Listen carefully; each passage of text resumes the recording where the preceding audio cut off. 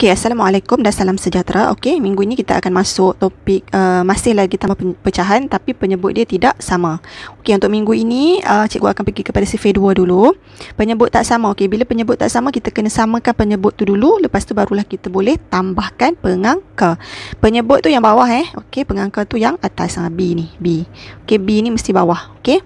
Jadi sekarang kita tengok yang sifir 2 dulu. Okey, sifir 2 kita tengok penyebut dia saja. Okey, yang ini Okey. Dia tak sama kan? Bila tak sama, kita kena samakan dia dengan penyebut yang besar dekat situ. Okey, penyebut yang kecil kena darab supaya dapat sama dengan penyebut yang besar. Okey, penyebut dekat yang kat sini yang kecil ialah 2 kan? Okey, jadi 2 kita nak dapatkan samakan dengan 4 ni.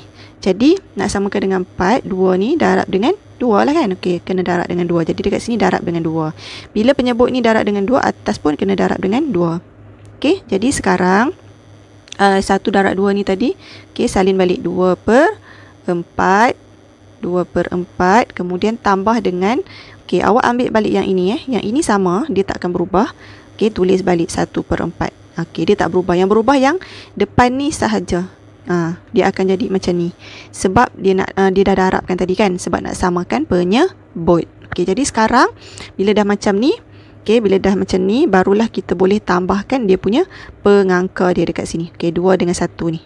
Okey, sekarang 2 tambah dengan 1 sama dengan 3. Okey, 3 per 4. Penyebut dia samalah, penyebut kita tulis yang sama, 3 per 4. Okey, jadi jawapan dekat sini ialah 3 per 4. Okey.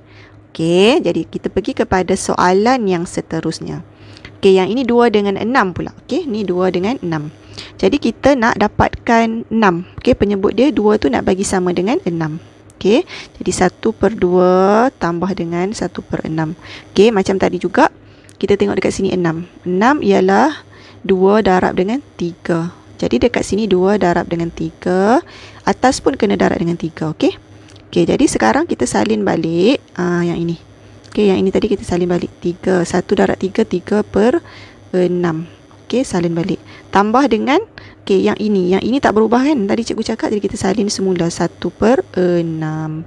Okey, jadi sekarang kita dah boleh tambahkan pengangka dia. Sebab dah sama dia, penyebut dia dah sama. 2, 2, 6. Jadi kita terus tambahkan. Jadi 3 tambah 1, 4 per 6. Okey, bila 4 per 6 ni bukan bentuk termudah. Apa-apa pecahan kita kena tulis dalam bentuk termudah. Dia punya jawapan. Jadi dekat sini kita kena ambil sifir yang paling kecil. Bahagi bila bentuk termudah yang awak kena ingat, okey, kita mesti bahagi. Okey, ini B, ini B. Mesti bahagi. Okey. Bahagi. Bila bahagi kena bahagi dengan sifir yang paling kecil. Okey, jadi sifir yang paling kecil ialah 2. Jadi 4 bahagi 2. Penyebut dia pun kena bahagi dengan 2. Okey. 4 bahagi 2, jadi 4 tadi bahagi dengan 2 sama dengan 2. Okey, sebab bahagi terbalik daripada darab kan. 4 bahagi 2, 2. Okey, 6. Okey, 6 ni bahagi dengan 2, dapat 3 dekat sini. Okey, jadi jawapan dia sekarang ialah 2 per 3. Yang ini bentuk termudah, 2 per 3. Okey, macam tu. Okey, baiklah, cikgu akan pergi seterusnya. Untuk 2 dengan 8 pula. Okey, jadi sekarang kita nak samakan 2 ni dengan 8. Okey, kita nak samakan dengan penyebut 8. Salin dulu soalan. Okey, jadi 8 dekat sini. Okey, jadi 2 darab dengan 4. Jadi 2 kat sini kena darab dengan 4 untuk dapatkan 8. Jadi pengangka dia pun darab dengan 4 lah.